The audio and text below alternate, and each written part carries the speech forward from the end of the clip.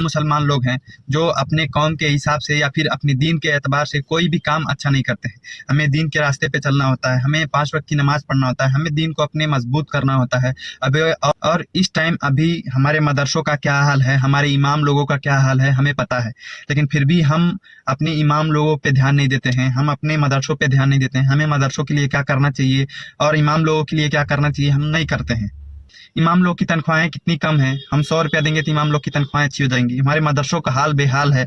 हम अपने बच्चों को दूसरे स्कूलों में ना भेज के अपने मदरसों में भेजें। वही पैसे जो हम दूसरे स्कूलों में देते हैं, दूसरे स्कूलों में देने के बजाय हम अपने मदरसों में दें और मदरसों का निज़ाम सही करें। तो हमारे बच्चे मदरसे में ही पढ़ लेंगे, वो दीनी और दुनिया की दोनों तालीम ले लेंगे।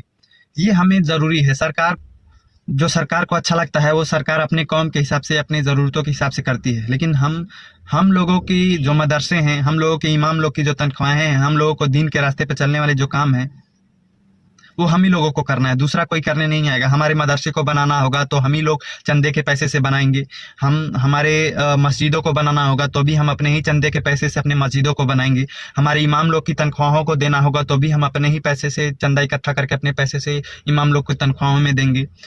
ये सारी चीज़ें हम ही लोगों को करना होता है। बाकी जो गैर कौम हैं वो लोग सरकार का भी मदद लेते हैं, उनको सरकार भी मदद करती है, लेकिन हम लोगों को कोई सरकार नहीं मदद करती है। इसलिए हम लोग ये समझें, अपनी जिम्मेदारी को समझें कि हम लोगों को ही अपनी कौम को आगे बढ़ाना है, अपनी कौम के लिए हम ही लोगों को काम करना है।